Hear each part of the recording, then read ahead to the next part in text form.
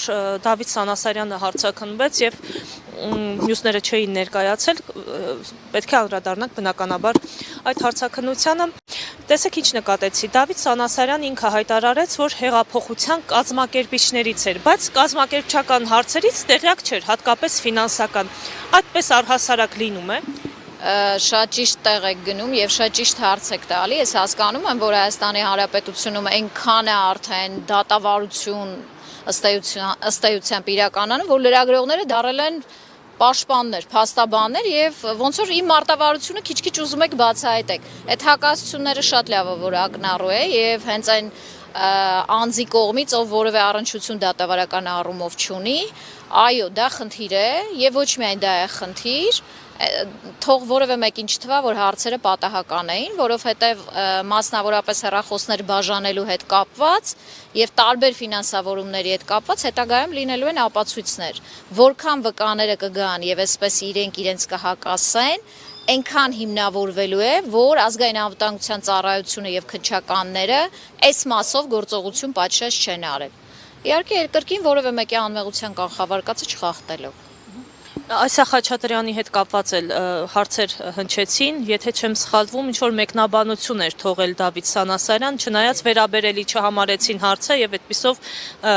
կարծես թե պատասխանը չհնչեց։ Բայց Դավիթ Սանասարյանը նաեւ նշեց, որ տեղյակ է, որ Այսա Խաչատրյանը ադրբեջանցի զինվորական ծառայողի, եթե չեմ սխալվում, ինչ-որ թե հատուկ ծառայողի հետ կապ է ունեցել, սակայն այդ ժամանակ Այսա Խաչատրյանի հետ չի շփվել, բայց նա ասում է, որ միշտ իր հայրենիքի համար է պայքարել, անգամ պարոն Իսագուլյանը ասեց, որ պարոն Իսագուլյանի հայտարարությունները իր արժանապատվությունն են վիրավորել, բա ինչպես այդպես տեղի ունենում, Այսա Խաչատրյանը ադրբեջանցու հետ է շփվում, որևէ իր կողմից քայլեր չեն լինում։ Ոչ միայն իր կողմից, ըստ էության ազգային անվտանգության ծառայությանը ուղիղ հաղորդում ա տրվել Իսագուլյանի կողմից ասուլիսի ժամանակ, որ գոյություն ունի նման սուբյեկտ, ով առնչություն ունի Ադրբեջանի հատուկ ծառայությունների հետ եւ ըստ էության վերջինս այդ ասուլիսից հետո տալիս է դատարան, մենք դատական նիստը շահում ենք եւ հիմնավորում ենք, որ Ասիա Խաչատրյանը եղել է Բաքվում։ Այսինքն Հայաստանի Հանրապետությունում հեղափոխություն են անում մարդիկ, ում շրջանակներում լինում են սուբյեկտներ, ովքեր հատուկ ջոկատայինների հետ են կապի մեջ լինում, այդ թվում լինում են Բաքվում, չգիտես ոնց, ինչ պայմաններում, հետո Արցախի նկատմամբ հատուկ գործողությունների են մասնակցում, այս մարդկանց չի հետաքրքրում։ Ես չեմ կարծում, որ մեր ժողովուրդը այնքան նաիվ է, որ չի հասկանում սրա տակ ինչ կա, ուղղակի